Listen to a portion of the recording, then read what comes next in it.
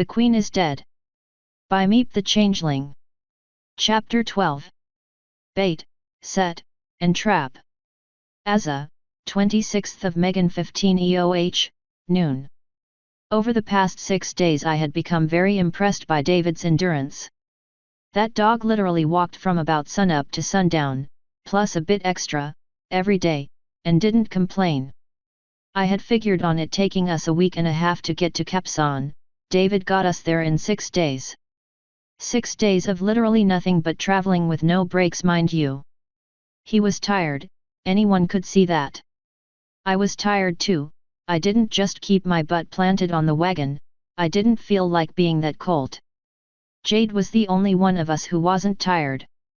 To be fair, she spent half of the time on the wagon, because having your insides held in with some iron and glue is a great excuse to not walk anywhere. But she had been feeling better in the last few days and walked too. Though being a changeling that really didn't bother her much. I envy insects sometimes, lactic acid sucks. The last 6 days had been eerily quiet. Sure, the griffins after us had gotten swarmed, but still, it felt like something else should have attacked us. Jade had pointed out that it's likely the swarm found out we had the book, and thus took out the griffins to make sure they would get it. A thought which was terrifyingly likely. But, nothing. A calm 6 days, no attacks, no real dangers. Just a really rainy day and a few natural hazards. Considering the possibility of changelings after us though. That fallen tree could have been 3 soldiers waiting for us to get into hoof's reach. Needless to say, I was really frazzled, and the towers and walls of Kapsan had done wonders for my mood the second they had poked up over the horizon. It was a beautiful city, Stalingrad may be behind the times, but old world construction has a lovely charm to it. The thick wooden beams holding up the watchtower's clay roofs were a beautiful capstone to the cemented river rock walls. Applewood's wooden palisade was crap compared to these beauties, twice the height, and so thick that there were a few buildings built atop the walls which peeked over the battlements.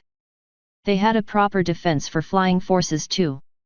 Applewood had their cannons, Kapsan had its cannons, and also grapeshot. It was a big, secure, lovely-looking city, and at its heart it had a port which could get us out of here. It could have been Elysium itself. We stopped a kilometer or so from the city, at my request. Now, that's a city, David remarked as I hopped off the cart. Can't be many like it here. I would have found them. I nodded. As far as I know, only Kapsan and Tarova are proper cities. The only deep-sea port, and the capital city. Jade whistled, impressed. If the wall is this pretty, I can't wait to see the inside. So, why did we stop? This is where things might get a little ugly. There is a small problem, I informed, quickly explaining before anyone could object. You are a changeling, and you are a diamond dog. I know you're good people. Tartarus, David, you are the most civil, kind, strong, learned dog I've ever met. But, they don't know that. Jade, you are a nice person too, but the swarm is nearby and so Noling will be trusted right now. I do not have much money, so if we all want to get to a port in Zebrica that is not a desert nowhere, I need to negotiate a good price.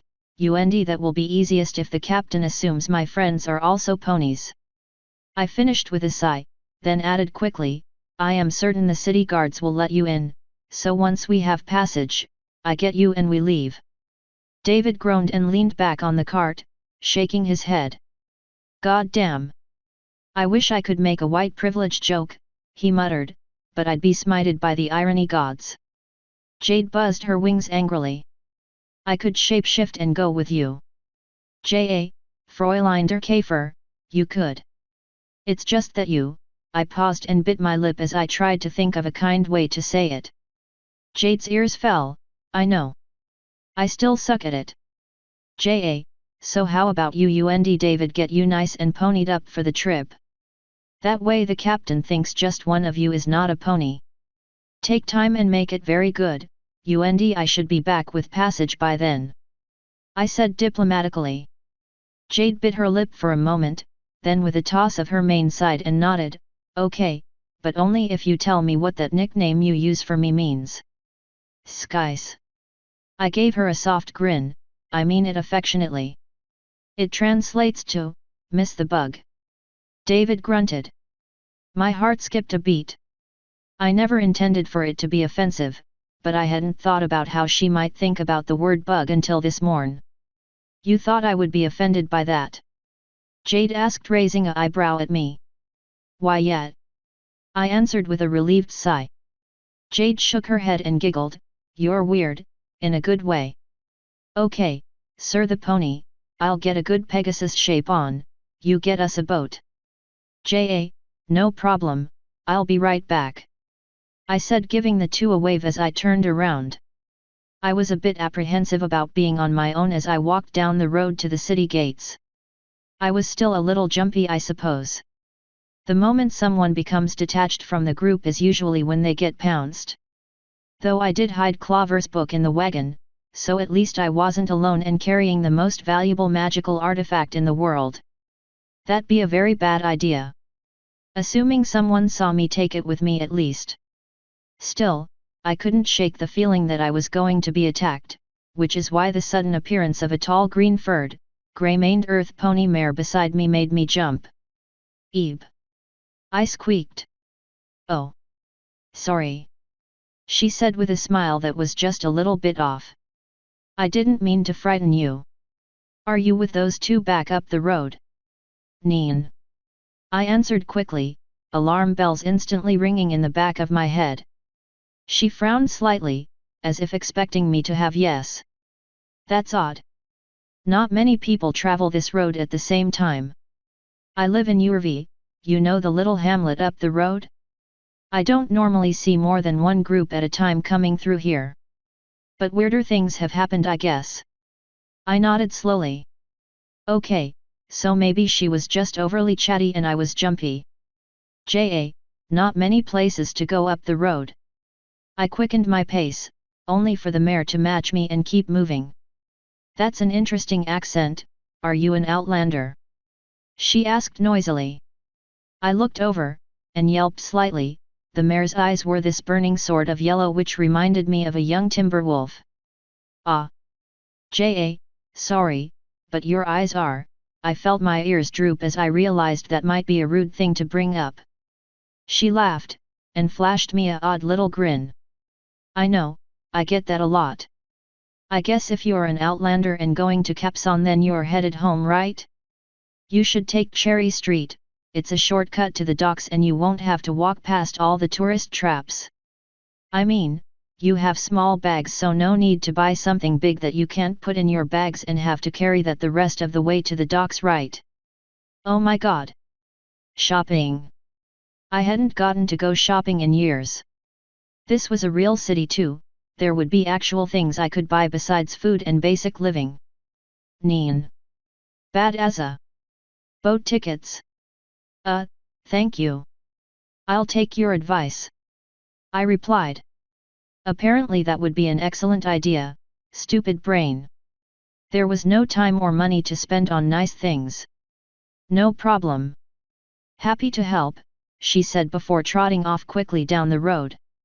Letting out a sigh of relief that she had left, I slowly made my way to the city gates. The guard waved me through the iron portcullis without a second thought, letting me into the closest thing to civilization I had seen in years. It was beautiful. The streets' cobbles were nice and flat, making the streets smooth, and they were built nice and wide to let people move around easily even with a lot of people on the street. All around me the nice stone and timber buildings provided a nice contrast from Applewood's wattle and daub, as well as making buildings visually interesting with all sorts of stone colors instead of just slabs of white plaster. There were even iron lamp posts for oil lamps, which I presumed were lit at night. That meant enough people lived here for lamplighter to be a job. Yay! A real city! A voice snapped me out of my happy tourist gawking. "Need a hoof with directions, sir?" I looked over to see a stubby-legged Pegasus stallion with a grey mane and fur the color of my namesake. I couldn't help but smile at that. It always amused me to remember my parents named me for my right eye's color. J.A., could you point me to Cherry Street? I need to get to the docks. I informed quickly. No need to waste a helpful pony's time. He nodded and pointed with one hoof over my right shoulder towards a street. It's right there, run straight to the docks along the inside of the wall. You'll miss a lot of the local attractions though, it's just a cargo road really. That's sort of the point. I mentioned off hoof, distracted slightly as I looked where he pointed. Little low on coin? He asked in an odd tone. J.A. Just enough for passage home. I said quickly, fearing being sized up for a robbery. The Pegasus reached into a small bag on his left side and pulled out a coin purse, counting out 8 silver coins. Well, let's just get you a little extra then. Ship captains tend to overcharge, and even if you do get a fair price, I think every pony deserves a good meal. Maybe pick up a souvenir. Here, 8 eagles. That should be enough wiggle room to be sure you get home safe. I hesitated for a moment, unsure of what this stallion was trying to do. Go ahead, I'm a merchant.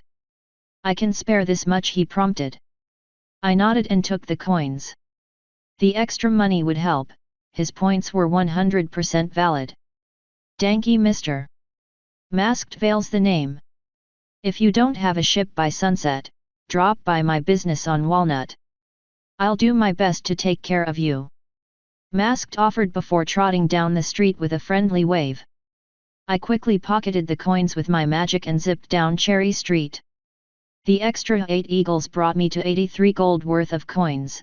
That was enough to get a direct passage for the 3 of us in the cart to Abusir, which being a big city in Zebrica, with better ships, could take us right to Keys, and from there we could just walk the rest of the way. I would even have the money for that second leg of the journey. Or I could pick up something small and nice. I had been wanting a few piercings since even before I left my parents' home. No. Bad as a boat tickets. Cherry Street was a fairly nice bit of the city. You can always tell when a part of a city is for the people who live there. It's less artistic, more earthy. Less busy, more relaxed. They feel comfortable. To my left was the wall, which was covered in ivy and flowers for about half its height, making a sort of plant-based curtain.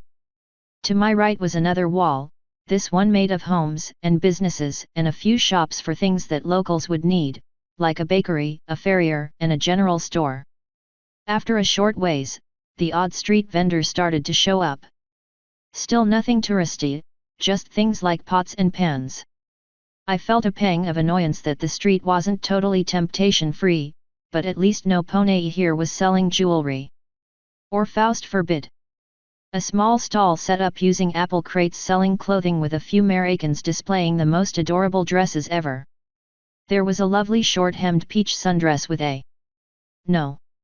Bad as a boat tick. I couldn't even finish chastising myself. The second closest dress, pale purple, almost lavender, unique in design but based on a cocktail dress, with a gorgeous 3-layered pleated skirt just long enough to cover the flanks and the top of the plot, which was perfectly accented by a darker purple sash, hoof caps, and matching hair ribbon. A dress you could put on for absolutely anything, and no pony would do more than give you the odd look for casually dressing up. I trotted over to get a closer look. There was no harm in a closer look. Right? I nearly had a heart attack. The dress was an exact replica of my absolute favorite dress ever. The tight stitching and soft silky shiny fabric was a dead giveaway. I thought there had been only one like it. I'd cried for weeks after my father had found and burned my hidden wardrobe. It had to have been mass-produced. I could have another one and now I could just wear it any. No. B.A. Sweet bucking sunlight. It had silver embroidered accents on the sleeves and neckline. Interested in that lovely piece, ma'am? The stall's occupant, a tall goldenrod furred, grey-maned unicorn dressed in beautiful gypsy-styled robes, asked. I blushed, deciding to not correct her on my gender at the moment. Well, I shouldn't. But, J.A. I used to have one like it, but without the accents. The shopkeep nodded slowly. Yes, a lot of knockoffs of this design were made a few years ago. You're lucky enough to be looking at one of the originals, not a small thing considering this nation's status. I guarantee you won't find anything like this in any other settlement in all of Stalingrad. That is completely true, I said in honest agreement. What? The mayor was right. Applewood's tailor only sold cloaks and cold weather ponchos. You know, I wish I had a mirror. I would let you try it on. The purple would be a good addition to your overall look. Don't get me wrong, white is nice, but with your main color something to make you a bit less, ivory would definitely improve your chances with the colts. She said, giving both me and the dress a critical look of judgment. You think so? I asked hopefully. I did feel like my coloration was bland at times, especially when there were pink, green, and orange ponies out there. That's why I loved dresses, inherently pretty, but also comfy, and their prettiness translated to the pony in them too. Oh yes. Normally I don't cut deals, but well, few ponies here would look as good in this as you, and there are not many festivals calling for clothing, but I know that you Germains have lots of functions where you would be the absolute center with one of Rarity Bell's design. It's a Rarity design, I exclaimed eagerly as I started to trot in place with excitement. I didn't give a flying buck if Rarity herself hadn't actually made this dress. I had never seen one of her pieces myself, but from the stories something this pretty totally could be one of her designs. If this dress was designed by Princess Twilight's seamstress, I had to have it. Now. Oh my gosh! Maybe by some unthinkable chain of events this was second hoof and Twilight wore it once. No, that would make no sense, there weren't wing slits. But she could have one like this cut for an alicorn. I take it from the little happy dance you have going there that you don't care to barter?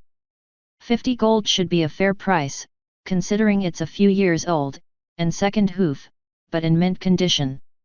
Worn once from what I was told. The shopkeeper said. That seems like an entirely reasonable price. Masked had given me a little extra money, there was room in the budget. Scratch that, had been room. 50? Sold. I exclaimed, teleporting the coins from my bag to the top of her counter reflexively. She eyed the coins suspiciously, levitated one to her mouth with her dark green aura and bit the coin to test it. Giving me a satisfied nod, she quickly bundled the dress up in some cheap brown paper with string and passed it over to me. There you are, Miss Lily, I said, using the second part of my name as I always did when pretending to be a mare. Right then, Miss Lily, I'll be here tomorrow if you need that adjusted. I was just about to head home for the day. You lucked out. Have a nice day, she said, starting to quickly pack up her stall into the crates. Neen, thank you. I've been wanting a new dress for years, I informed with a happy blush before turning back the way I had been heading and trotting off. I felt that special tingly feeling you get when you treat yourself to something you love as I walked down the street.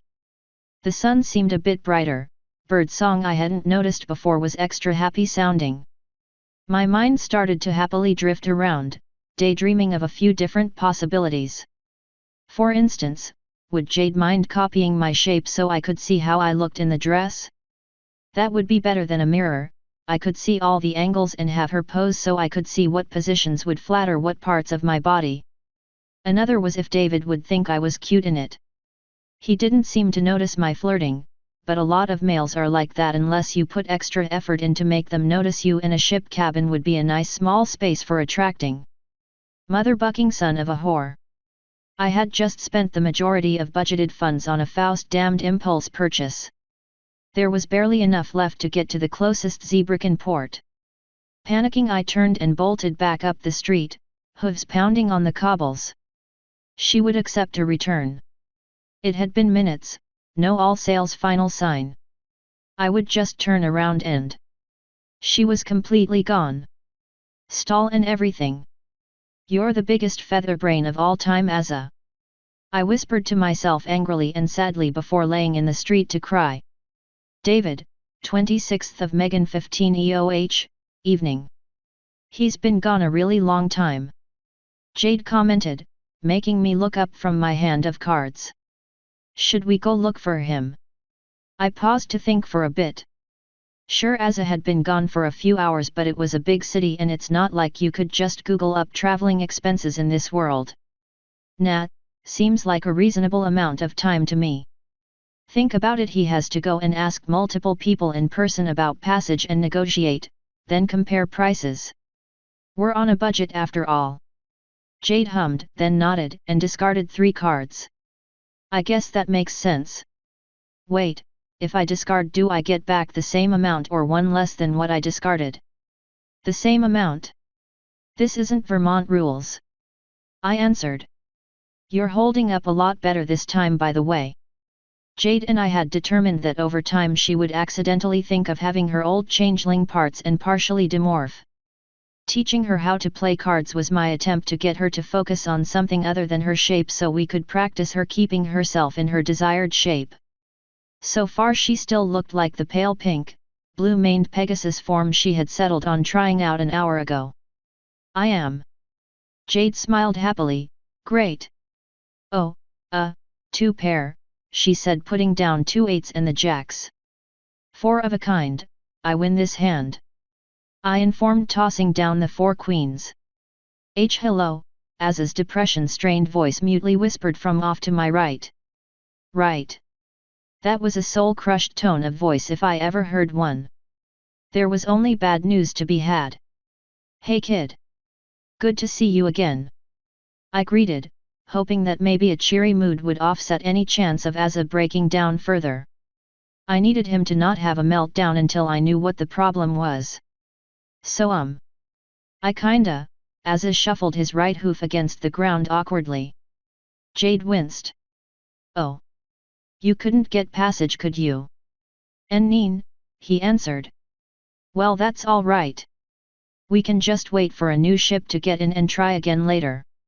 We can camp out here for a while, should be safe close to a city like this. I said. I knew that wasn't the problem. Asa was not that emotional from what I had seen. Meaning whatever had gone wrong was his fault, or he wouldn't be looking like someone just shot his mom.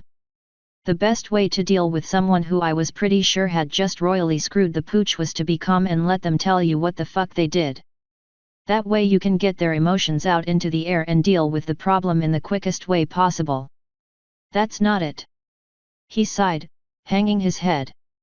Jade tilted her head in confusion, then her eyes contracted slightly and her lips pulled into a slight angry frown. There we go, she got it now. Which could be a problem. Then what's the problem? Jade asked in a suspicious tone. Asa winced, took a deep breath and blurted, Ich kauft mir ein Kleid. Ah, there it was. A stupid mistake which fucked us all right up shit creek. What's the problem, Iniquish? Jade repeated. He bought a dress. I informed. Why you? Jade sputtered, standing up with a look of exploding anger. I quickly reached over and grabbed her shoulder. Jade, no. She whipped her head around, giving me an angry glare, eyes flashing back to her changeling set in a fit of anger. But he is obviously more than remorseful about it. He knows he fucked up. Your screaming at him won't do a damn thing. I said firmly, putting on my best sergeant voice for both Jade and Asa's benefit. Go take 5, punch a tree or something. I'll take care of things here. Jade growled and pointed one hoof angrily at Asa. But he. I said, take 5. I repeated, narrowing my eyes firmly. But. Ugh. Jade growled before turning and walking away, muttering. I sighed and shook my head. Managing a unit was never easy, but at least I had experience doing it. This couldn't be a bigger clusterfuck than Omaha Beach, I could get everyone through this. I gave Jade a few moments to walk away, enough time for her angry grumbling to grow faint. Then I got up, walked over to Asa and sat down next to him as he lay sadly in the dirt. Right, kid? How about you tell me what you were thinking? I ordered in as calm a tone as I could manage. I was trying to avoid shops. I have a problem MIT shopping. I like pretty things, he explained. A mayor told me a street which went to the docks but avoided the tourist shops. So you took it? I said understandingly. Solid thinking. But there was a few small shops on it it was too pretty. She said it was a rarity, I get it. I informed gently. Was. Asa choked. Look. I'm way older than I look. I explained. I've done a lot of stupid things in my life, including the same thing you did. I get it. I was going to pay the rent on my apartment, passed a shop, had to take a look, walked out with a new guitar and an empty wallet. Why you did? Asa asked. I had. It was the most goddamned beautiful Les Paul the First had ever seen. I had to live out of my car for a year because of that guitar. Yep. She made me homeless. I wasn't even a young person. Middle-aged. Everyone fucks up royally a few times in their life. But normally, their friends' lives are not on the line. I said gently as I could. I know. That's why. I looked for her for hours to return it, his ears fell even further somehow. I nodded and gave Asa a gentle pat on the shoulder. Well kid, you're actually sorry, and you know you fucked up. I'm not going to yell at you. That would just waste my time. So here's what we're going to do, I'm going to ask you to make me a promise, and then we're going to make a plan to get out of the hole you dug us into. Sound good? JJA. He sniffed. Good. So, that guitar I mentioned. Know what I did with it? I asked. And Neen. I used it to own my mistake. I explained. I learned how to play that son of a bitch and do it goddamn right. After a year I was making a living off that baby. Used it to get a better house than before. Here's what I want you to promise me, that you'll own this mistake and make something good out of it. I said. Own the mistake? Asa asked. I sighed. Admittedly it would be hard to make money with a dress as a guy. Unless he was in Thailand. Well. I'm guessing you like to look pretty, right? I asked. Asa nodded. Why? I asked in as neutral a tone as I could manage. I like being pretty. Asa answered. Mares get compliments and are treated extra nice But that's not. Well it is a bit. You like the attention people give you for looking nice? I asked hoping to speed the conversation along. I was never happy with cold things. My father, he's traditional. He might have been okay me if I said I was a mare, but I'm not. I'm happy as me. I just like pretty things, I don't like fighting or politics or well, cold things. I just don't. Asa rambled. I nodded and gently picked his chin up to get him to look me in the eyes. Then own that. You have a dress, use it. You like the whole cross-dressing thing, fine, that's you. You won't be happy in life if you let some shit tell you who you are. You feel strongly enough about looking pretty to make a fuck up like this, it's important to you. Own it. Asa nodded, starting to get it. So. You're not going to hurt. Okay, he wasn't starting to get it, he was barely getting to the point of starting to get it. I sighed. Asa. No. I'm not going to hurt you. I'm not even mad. I'm disappointed in you beyond words, but I'm not mad, and I understand why you did it. What I am going to do is never trust you with money again. I'm also saying that if you don't take that dress, put it on, and be the most adorable fucking thing I have ever seen, then you fucked up twice as hard because you won't even use something you love just because of a mistake made in judgment about getting it. Was. Azza asked, ears perking up, why you mean you like me? I what? I blinked in surprise. Of course I do. I'm not going to stop liking you because of one boneheaded fuck-up. Oh thank Faust. I thought you didn't notice I was flirting mitu, Azza admitted, sounding relieved. Oh, crap baskets. I meant as a friend, kid. I'm not gay. I don't have a problem with people who are, hell my best friend was into guys. I quickly explained. Azza's ears fell like someone had stapled battleships to them. Fuck. I had to fix this. He was depressed enough that he might do something stupid. Hey, don't get all sad. I'll stick with ya still. We can be friends, just not more than that. I'll even lend a hand with your whole drag thing. He sighed and slowly turned to look at me. Why are you being so nice? Because there's no point in being cruel to someone who's already put themselves into an emotional hell. I answered. Now cheer the fuck up.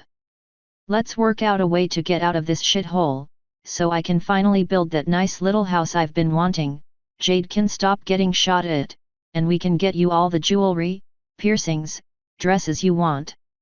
I said with a slight grin. We needed everyone to have a cool head to think a way out of this one.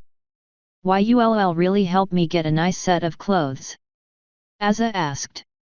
Yeah. You're a friend, and apparently clothes are so important to you that you forget about vitally important things. Someone needs to make sure you don't fuck up again.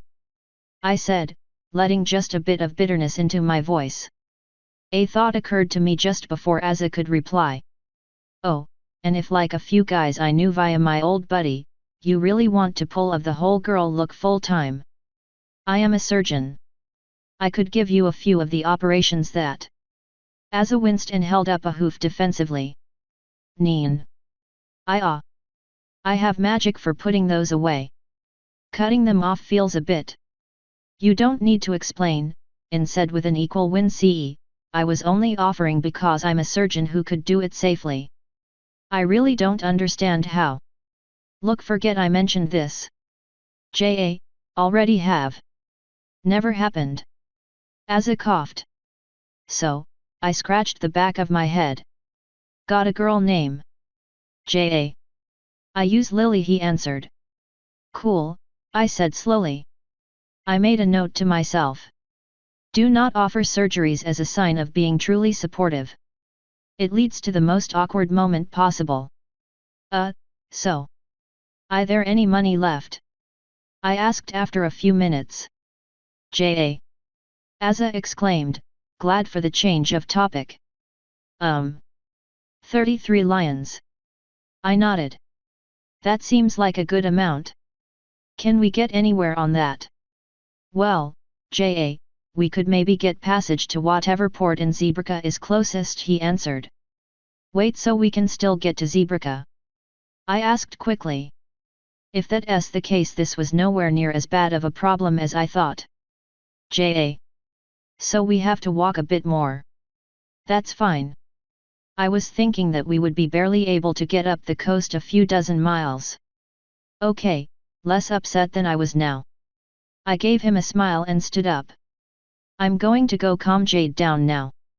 You get that dress on, and when we get back, Jade, Lily, and I are going to get the hell out of here before Flying Death decides to drop in.